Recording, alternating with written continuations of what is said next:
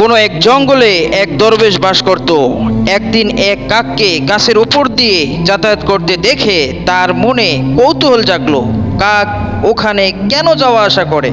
হঠাৎ দেখলো একটি অন্ধ সাপকে কাক আহার করাচ্ছে।